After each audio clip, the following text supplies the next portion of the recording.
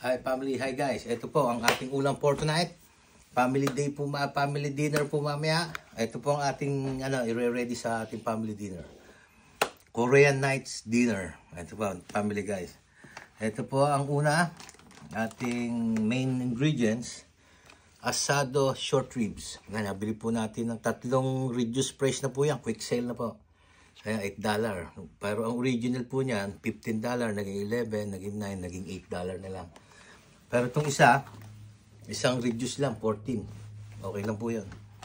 Tapos po, ito po, dito sa ating Korean na nagbababad po natin itong ribs.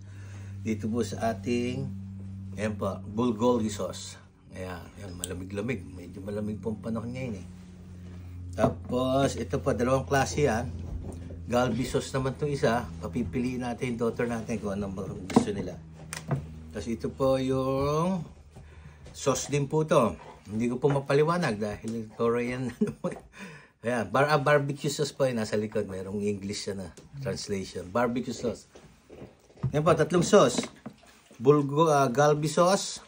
Ito po, galbi sauce. Bulgogi sauce. Tsaka po barbecue sauce. Yan, mamimili na lang po yung ating family dyan. Yan po, para dito po yan.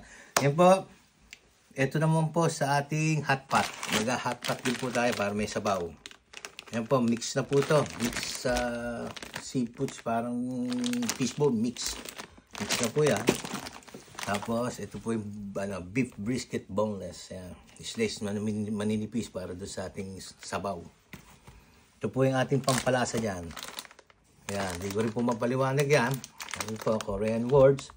Titignan na lang po natin picture sa likod kung paano lutuin. Ayan, yan po yung mga halo niyan. Yung daughter po natin ang bumili niyan eh. Ayan, may bodyguard tayo dito kung nakikita niyo.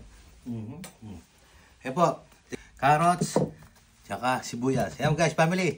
Mamaya po, pakita ko sa inyo yung pagluluto. Handa natin lutuan. Ano gusto mo? Na sauce? Ito? O ito? O ito? Spare ribs. Alright guys, family. See you later. Beautiful. Okay. Ayaw. Ito po yung isa. Ayan yung isa. Ayan. Ayan. Makulit pareho. Alright. Ito